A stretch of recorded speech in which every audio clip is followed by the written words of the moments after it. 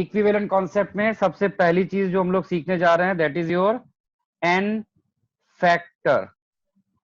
इसको कुछ बुक्स में वैलेंसी फैक्टर भी लिखते हैं, एन फैक्टर और वैलेंसी फैक्टर।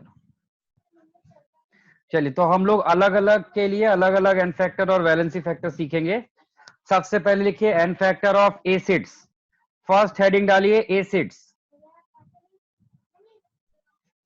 एसिड्स मेरे साथ साथ नोट करते जाइए, N factor of acids.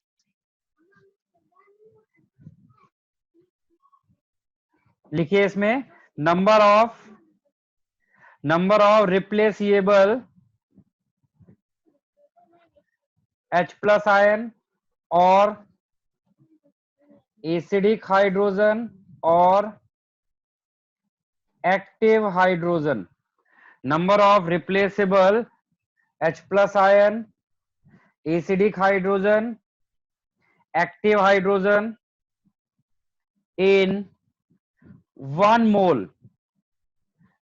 mole acid, in 1 mole acid। तो एसिड्स का एन फैक्टर क्या होगा? Number of replaceable H plus या फिर नंबर ऑफ एसिडिक हाइड्रोजन और number of active hydrogen in 1 mole acid. इसी को हम लोग बोलते हैं क्या? N factor. लेकिन ये फॉर्मूला सिर्फ किसके लिए वैलिड होगा? This formula is applicable for Arrhenius theory, यानी Arrhenius and Bronsted acid.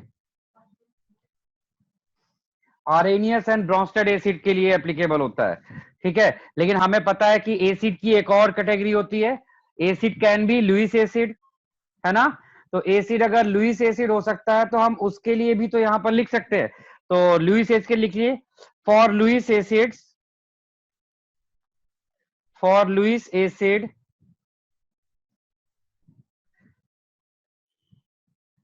Number of electron pair accepting capacity, number of electron pair accepting capacity is known as n factor।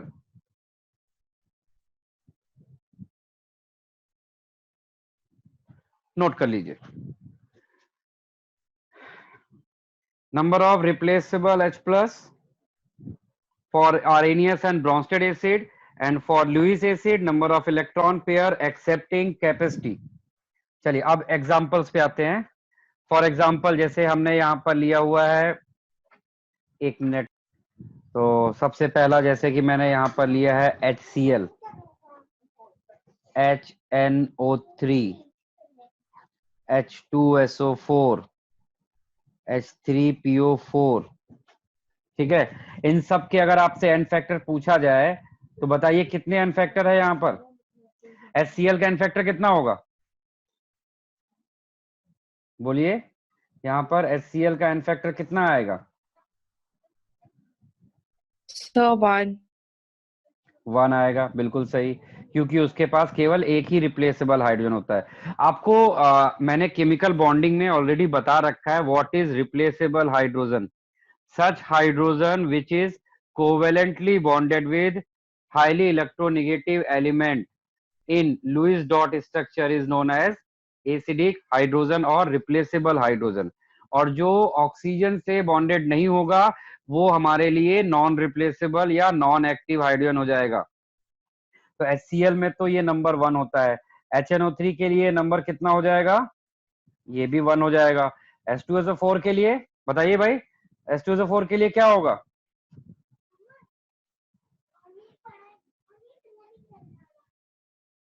Sir 2 होगा। Good. H3PO4 के लिए? H3PO4 में कितने replaceable hydrogen होते हैं? आपको bonding के स्ट्रक्चर याद होने चाहिए, नहीं तो फिर आप यहाँ पे फंसोगे। H3PO4 के पास 3, यानी जितने दिख रहे हैं उतने ही हैं। इन शॉर्ट ऐसे समझिए, जितने भी आपके नॉर्मली जितने एसिड होते हैं उनमें जितने हाइड्रोजन दिखते हैं वो उनके एन फैक्टर ही होते हैं, यानी उनके सबके रिप्लेसेबल हाइड्रोजन ही होते हैं, कुछ एक्सेप्शंस को छोड़ दिया जाए। चलिए कुछ और एग्जांपल देखते हैं, जैसे कि हमने CH3COOH, इसका बताइए C6H5COOH, इन सब के एन फैक्टर बताइए कितना होगा एन फैक्टर इनका। कृष्णकांत बताओ कितना होगा इसका एन फैक्टर CH3COH का। 4।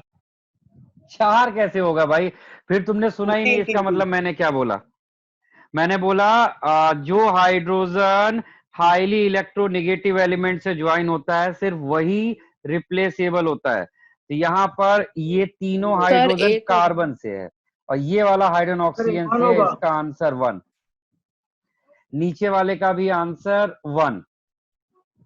ठीक है, चलिए अब हम लोग एक्सेप्शंस पे जाते हैं कि कुछ एक्सेप्शनल एसिड्स भी होते हैं जिनमें आपको याद रखना पड़ेगा। वो एक्सेप्शनल एसिड्स कैसे हैं, जैसे कि मैं इसका कलर बदल देता हूं, एक्सेप्शन आपको पहचानने में ठीक लगेगा। H3PO2, H3PO3, देखने में देखिए यहाँ पर कितने हाइड्रोजन दिख रहे हैं 3, लेकिन एक्चुअली इसके पास कितने होते हैं रिप्लेसेबल हाइड्रोजन, ओनली 1, और इसके पास कितने होते हैं, ओनली 2। तो ये दोनों हमारे लिए क्या हो गए, एक्सेप्शनल स्ट्रक्चर हो जाते हैं। ठीक है, ये दोनों हमारे लिए क्या हो जाएंगे, एक्सेप्शनल स्ट्रक्चर बन जाएंगे। चलिए अच्छा, एक और आपको देखते हैं कि जो आपके स्ट्रक्चर की प्रैक्टिस को थोड़ा सा बताएगा। फॉर एग्जांपल जैसे हमने आपको दिया अभी नेक्स्ट एक बनाने के लिए, आपको बोला मैंने H4P2O7, इसका एन फैक्टर बताइए। तो आपको या तो डायरेक्टली पता होना चाहिए कि इसमें जो हाइड्रोजन है वो किसके साथ बॉन्डेड है। अगर आपको नहीं पता है तो एक बार इनका स्ट्रक्चर बना लीजिए। H4P2O7 में जब यहाँ ऑड नंबर होता है तो यहाँ पे ऑक्सीजन इन दोनों के बीच में आएगा, और फास्फोरस के एसिड में ये बॉन्ड कंपल्सरली होता है। अब इसके बाद देखिए कितने ऑक्सीजन और बचे, 4, और 4 हाइड्रोजन। 4 हाइड्रोजन और 4 ऑक्सीजन को दोनों फास्फोरस पर इक्वली डिस्ट्रीब्यूट कर दीजिए। अभी देखिए यहाँ पर कितने हाइड्रोजन ऑक्सीजन से अटैच हैं, 4, तो यहाँ पर एन फैक्टर कितना हो जाएगा, 4। लेकिन एन फैक्टर में एक सबसे इंपॉर्टेंट चीज जो आप भूल जाओगे वो मैं फिर से याद दिलाता हूं। एन फैक्टर हमेशा विद रिस्पेक्ट टू किसके निकाला जाता है, 1 मोल। ठीक है, एन फैक्टर हमेशा 1 मोल के रिस्पेक्ट में निकाला जाता है। तो यहां पर एन फैक्टर 4 आया है H4P2O6 में। अच्छा, और वहीं पर अगर आपको मैंने दिया H4P2O5 बनाइए, H4P2O5,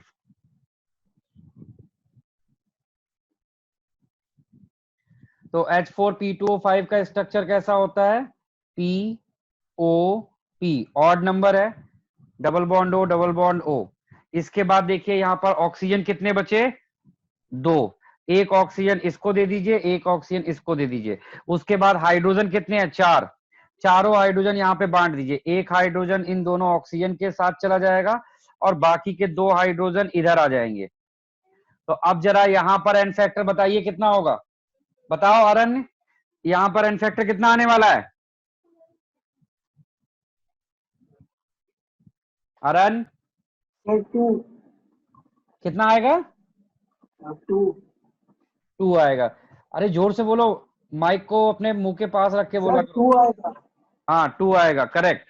तो आपने अभी समझा ना कि एन फैक्टर या तो आपको पता होना चाहिए कि उसके पास कितने हाइड्रोजन ऑक्सीजन के साथ अटैच हैं, या फिर आपको उनके स्ट्रक्चर बनाना आना चाहिए, तो आपको एन फैक्टर निकालना आ जाएगा। तो ये और एक्सेप्शन ये मैंने लिखा दिया, ये 2 एक्सेप्शन सबसे कॉमन है, सबसे ज्यादा पूछे जाने वाले एक्सेप्शन होते हैं।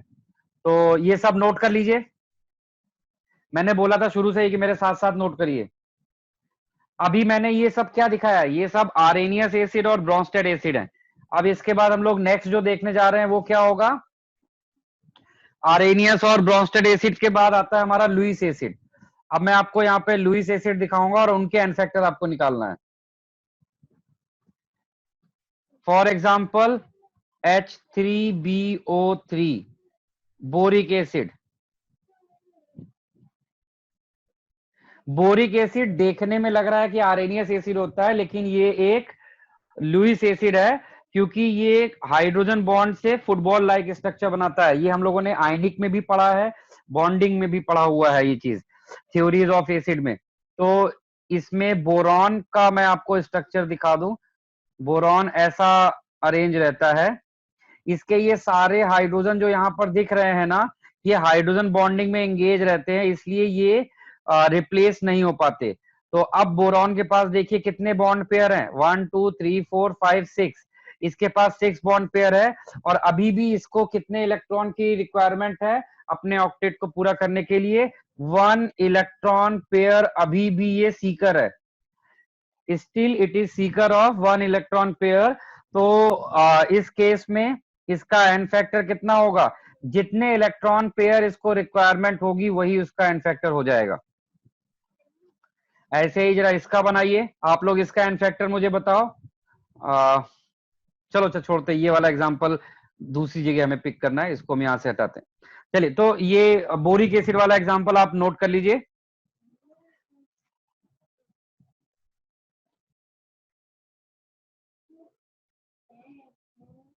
नोट कर लीजिए एग्जांपल ये। तो ये हमने एसिड्स के एन फैक्टर कर लिए हैं।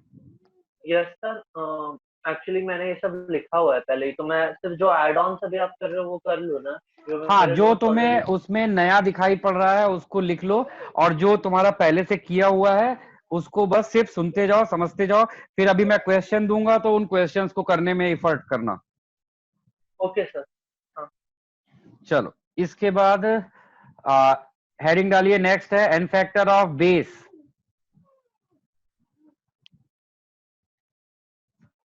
N factor of base, N factor of base. तो इसकी डेफिनेशन लिख लीजिए, नंबर ऑफ हाइड्रोक्सिल आयन जिसको हम लोग OH आयन बोलते हैं, present in 1 mole of base. ये मैंने कौन से थ्योरी के लिए लिखा है? This is for Arrhenius theory.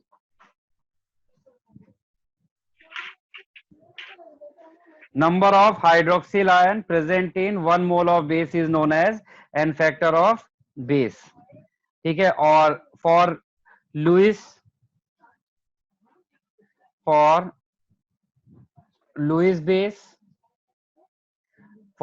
base लिखिएगा, number of lone pair donating capacity, number of lone pair donating capacity, number of lone pair donating capacity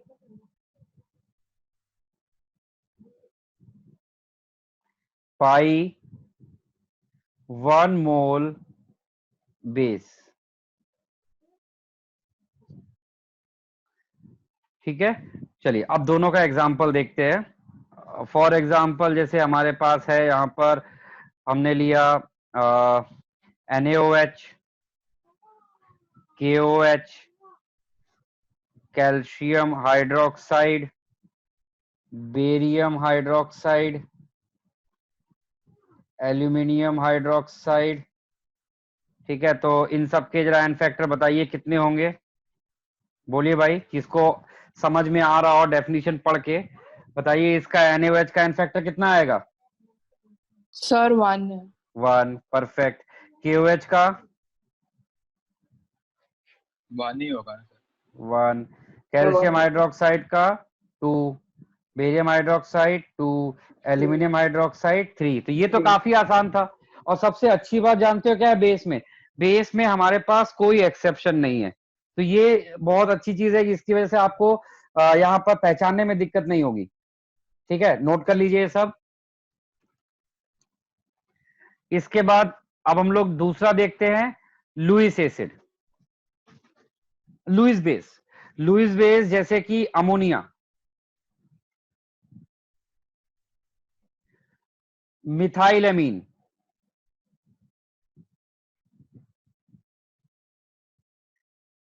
मिथाइलएमीन और पिपरिडीन।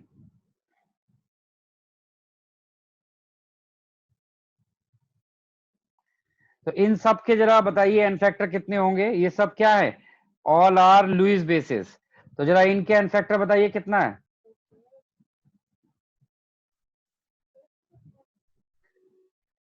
बताइए what is the N factor of NH3। Lahar तुम बताओ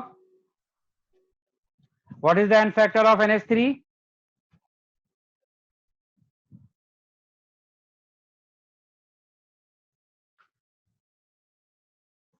लहर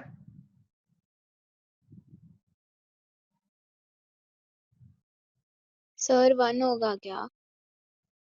हाँ, जितना भी उसके पास लोन पेयर डोनेट करने के लिए होता है वही उसका एन फैक्टर होगा। ऐसे देखो इसके पास भी 1 है, इसके पास भी 1 है, तो जितने भी लुईस बेस होते हैं उनके पास जितना इलेक्ट्रॉन पेयर डोनेट करने के लिए होता है वही उनका क्या होता है, एन फैक्टर होता है। तो इस तरह से हम लोग एसिड और बेस का एन फैक्टर कैलकुलेट कर सकते हैं। यहां तक सबको समझ में आ रहा है? ठीक है, चलिए इसके बाद हम लोग थर्ड कैटेगरी में इंटर करते हैं। Third category is an factor of salt.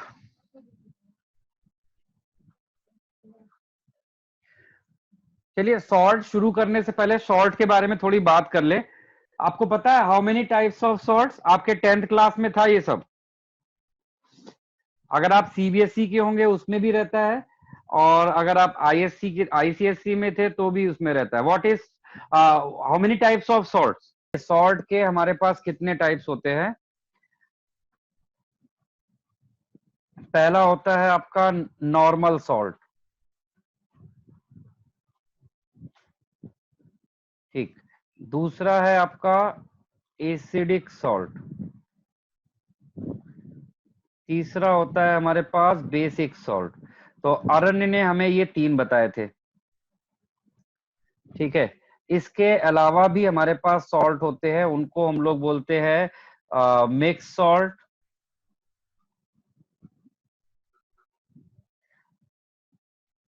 Double salt और कॉम्प्लेक्स सॉल्ट। मैं तीनों सॉल्ट, हर एक सॉल्ट का एक एक एग्जांपल लिखता हूं। नॉर्मल सॉल्ट का एग्जांपल है NaCl। एसिडिक सॉल्ट का एग्जांपल होगा NaHSO4। बेसिक सॉल्ट का एग्जांपल है MgOHCl। और मिक्स सॉल्ट का एग्जांपल होता है ब्लीचिंग पाउडर CaOCl। और डबल सॉल्ट का एग्जांपल होता है माइक्रोकॉस्मिक सॉल्ट NaNH4HPO4.6H2O। और कॉम्प्लेक्स सॉल्ट का एग्जांपल है पोटेशियम फेरोसाइनाइड K4FeCN6। तो ये मैंने हर एक का एक एक एग्जांपल आपको दिखाया है। देखिए एसिडिक सॉल्ट की पहचान होती है कि उसमें एक एसिडिक हाइड्रोजन होता है, ठीक है। और बेसिक सॉल्ट की पहचान होती है उसमें एक OH आयन होगा। और मिक्स सॉल्ट क्या होता है, जिसमें मोर देन 1 केटायन और मोर देन 1 एनायन प्रेजेंट होते हैं, वो हमारे लिए क्या होते हैं, मिक्स सॉल्ट होते हैं। एक्चुअली ये भी मिक्स सॉल्ट है और ये भी मिक्स ही सॉल्ट है, ठीक है। डबल सॉल्ट का एग्जांपल दूसरा लेते हैं। डबल सॉल्ट का एग्जांपल ये नहीं है जो लिखा हुआ है। डबल सॉल्ट का एग्जांपल जैसे कि ये हुआ, ये है डबल सॉल्ट का एग्जांपल। ये दोनों मिक्स सॉल्ट है। इसमें देखो more than 1 type of anion है और इसमें मोर देन 1 टाइप ऑफ कीटायन है। तो अगर एक सॉल्ट के अंदर मोर देन 1 टाइप ऑफ कीटायन और एनायन आ जाते हैं तो वो हमारे लिए मिक्स सॉल्ट होता है। फिर उसके बाद डबल सॉल्ट। डबल सॉल्ट में क्या होता है कि 2 सॉल्ट एग्जैक्टली ऐसे बस स्टाइचोमेट्रिक रेशियो में कंबाइन हो जाते हैं, इसको हम लोग डबल सॉल्ट बोलते हैं। और सबसे लास्ट होता है कॉम्प्लेक्स सॉल्ट। कॉम्प्लेक्स सॉल्ट की पहचान होती है कि आप ब्रैकेट के अंदर एक मेटल दिखेगा आपको और मेटल के साथ कोई एनायन होगा, इसी को कॉम्प्लेक्स आयन बोलते हैं, और जिस कंपाउंड में कॉम्प्लेक्स आयन होता है उसी को हम लोग कॉम्प्लेक्स सॉल्ट बोलते हैं। ये मैंने आपको सॉल्ट के बारे में थोड़ा सा बताया। चलिए अब हम लोग इस सॉल्ट के बाद अब हम मेन अपने पॉइंट पे आते हैं, एन फैक्टर, कि व्हाट इज एन फैक्टर। तो एन फैक्टर की डेफिनेशन लिख लेते हैं।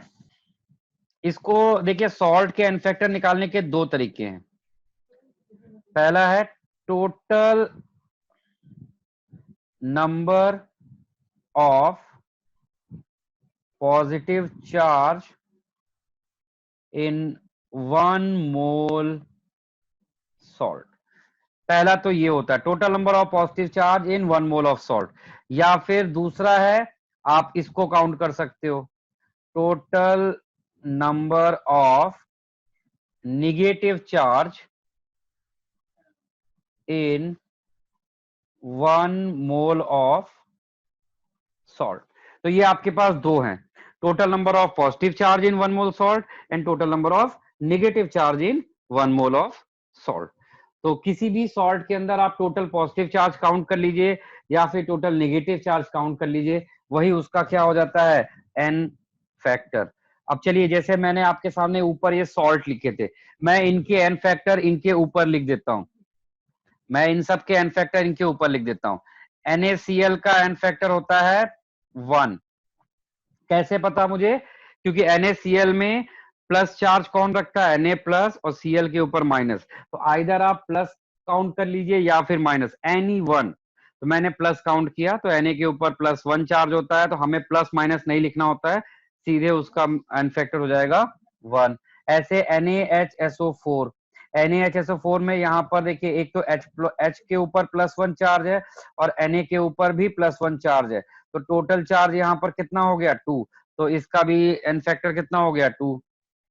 ऐसे ही यहाँ पर MgOHCl में Mg पर कितना चार्ज होता है, +2। आपको याद होगा एल्कली अर्थ मेटल, तो इसका एन फैक्टर भी क्या हो जाएगा, 2 हो जाएगा। फिर उसके बाद आता है CaOCl Cl, तो यहाँ पर देखिए इसका एन फैक्टर कितना होगा, कैल्शियम एक एल्कली अर्थ मेटल है, तो इसका भी एन फैक्टर 2 हो जाएगा। यहाँ पर Na के ऊपर +1 है और H4 पे भी +1 होता है, तो टोटल चार्ज कितना हो गया, 2। ऐसे यहाँ पर K4FeCN6 में पोटेशियम एक एल्कली मेटल है और एक एल्कली मेटल पे +1 चार्ज होता है, ऑक्सीडेशन नंबर के रूल में है ये, तो 4 एल्कली मेटल पे टोटल चार्ज कितना हो गया, +4, यानी इसका एन फैक्टर कितना बन गया, 4। ऐसे जरा देखिए, डबल सॉल्ट है ये, यहाँ पर कितने कीटायन है, एक तो K प्लस है और एक Mg+2। Mg K पर +1 होता है, Mg पे +2 होता है, तो टोटल चार्ज कितना हो गया, 3। तो इसका एन फैक्टर कितना आ जाएगा, 3। इस तरह से आप किसी भी सॉल्ट में आइदर टोटल पॉजिटिव या फिर टोटल नेगेटिव, जिसके बारे में आपके पास इंफॉर्मेशन हो, आप उसको यूज कीजिए और वही टोटल नंबर ही उसका एन फैक्टर होता है। ठीक है, तो अब मैं आपको नीचे अलग अलग कंपाउंड्स दे रहा हूं, आपको उनके एन फैक्टर बताने हैं। हम्म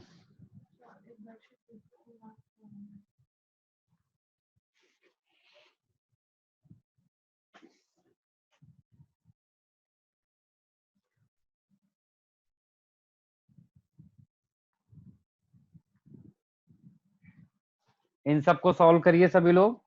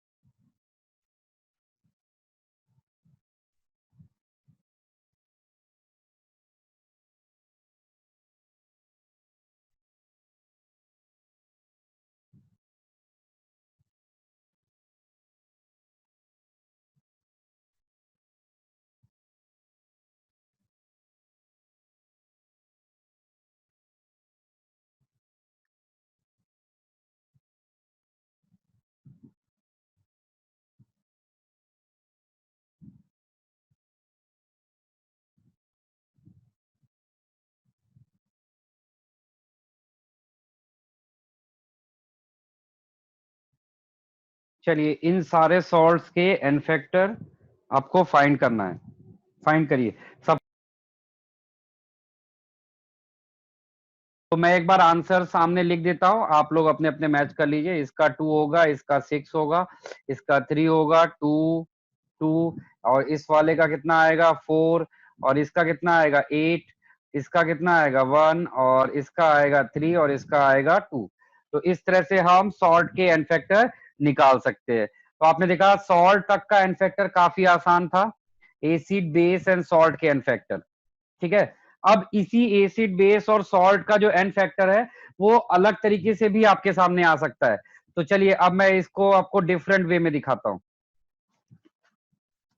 चलिए अब ये हमारा फोर्थ टाइप हो जाएगा। फोर्थ टाइप में जैसे कि मैंने क्वेश्चन दिया आपको, यहां पर मैंने बोला NaOH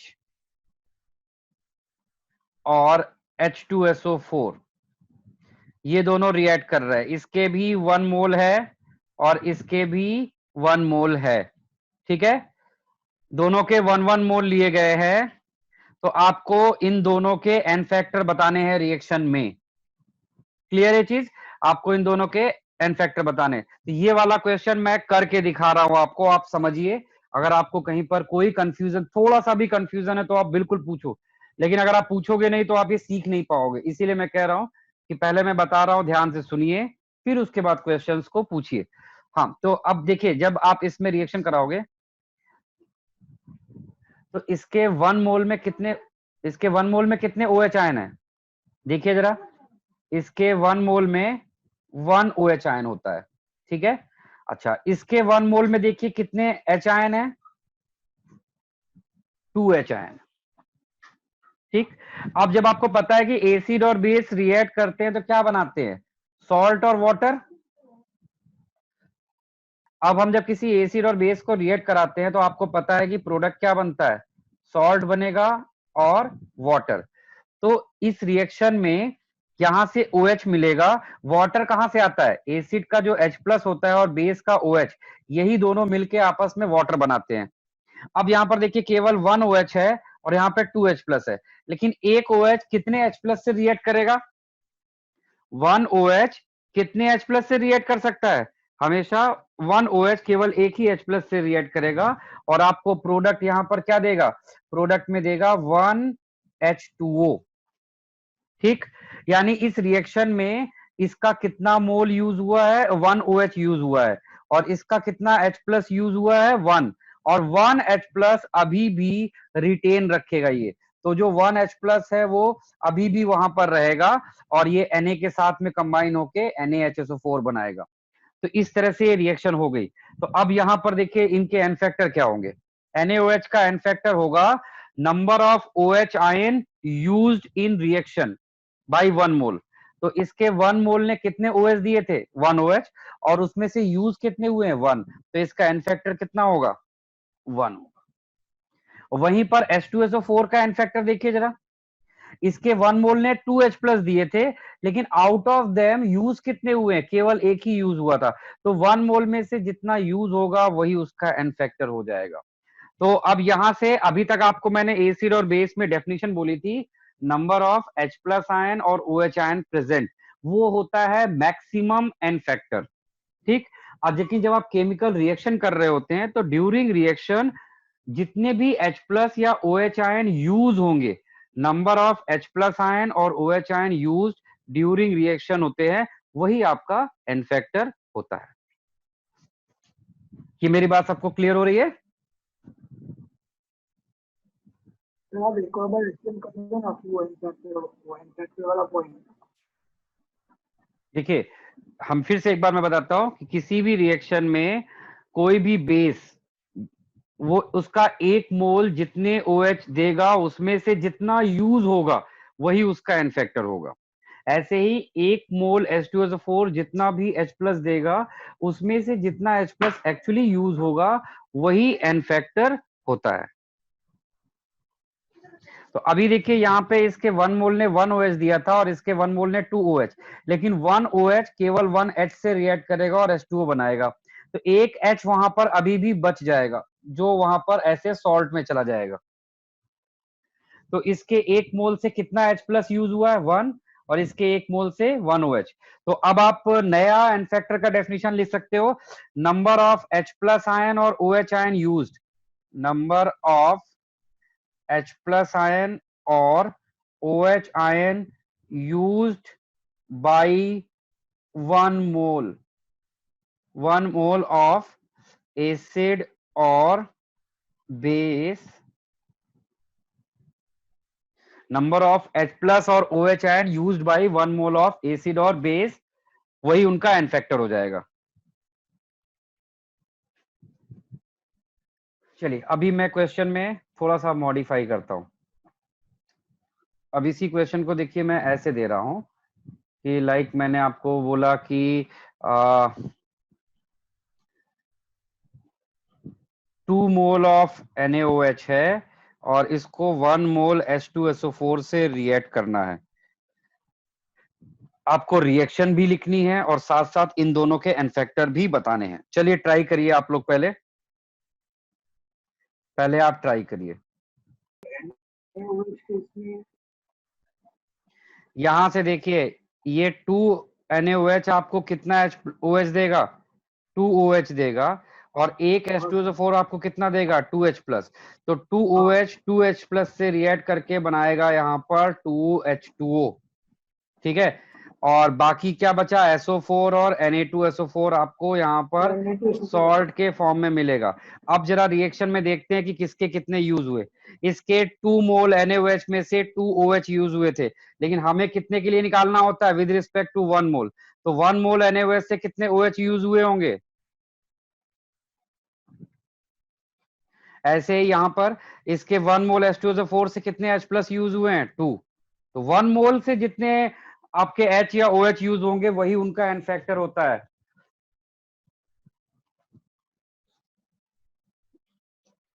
चलिए इसके बाद एक और क्वेश्चन देते हैं, सब लोग करिए। क्वेश्चन है आपको NaOH प्लस H3PO4, इन दोनों के एन फैक्टर बताने हैं। कितने मोल है, दोनों के 1 मोल लिए गए हैं। फिर हमने 2 मोल ऑफ NaOH लिया और H3PO4 का हमने H3PO4 हमने यहाँ पर कितना लिया है, वो अभी भी 1 मोल ही है।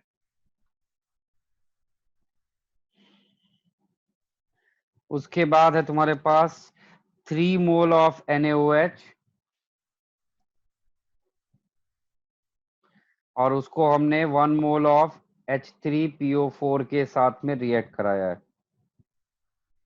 तो इन तीनों केस में आपको NaOH और H3PO4 के एन फैक्टर बताने हैं।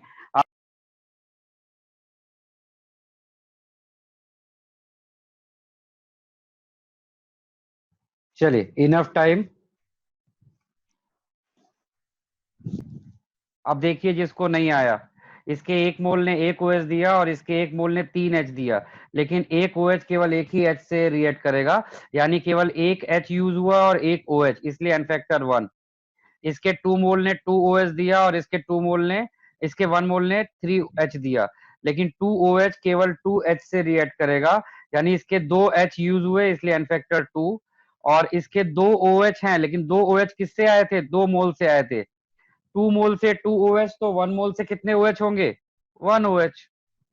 आपको जो मैंने पीछे एसिड और बेस का एन फैक्टर निकालना सिखाया है ना, वो क्या है, वो मैक्सिमम एन फैक्टर है, यानी किसी भी एसिड और बेस का एन फैक्टर उससे ज्यादा नहीं होगा जो आपने पीछे निकालना सीखा था। तो NaOH का एन फैक्टर आपने क्या सीखा हुआ है, कितना हो सकता है उसका एन फैक्टर, 1, मैक्सिमम 1 हो सकता है। तो आप पता नहीं कैसे उसका आंसर 2 क्यों बोल रहे हो। उसके 2 मोल से 2 OH आए थे, लेकिन 1 मोल से एक ही OH आया था। ऐसे ही लास्ट वाले में 3 मोल से 3 OH आएंगे, लेकिन 1 मोल से एक ही OH आएगा, तो इसलिए उसका एन फैक्टर 1। और उसके H3PO4 में 1 मोल से 3 H आए थे, इसलिए उसका एन फैक्टर 3 होता है। तो कुछ क्वेश्चन मैं दे रहा हूं आपको, घर पे अपने आप ट्राई करिएगा आप लोग। बहुत सिंपल होता है, इतना डिफिकल्ट नहीं होता जितना डिफिकल्ट आप उसको बना रहे हो।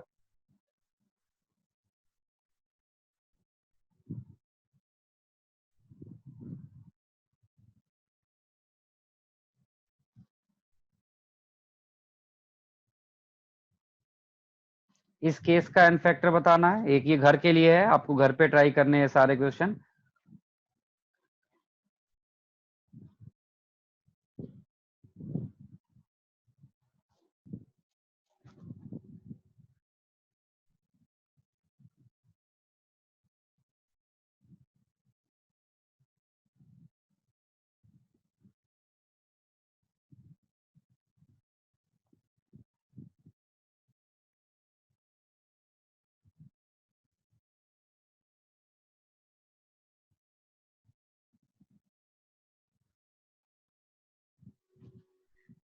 सबके 1-1 मोल दिए गए हैं और आपको एन फैक्टर बताना है। ये आपके घर के लिए, घर पे ट्राई करिएगा।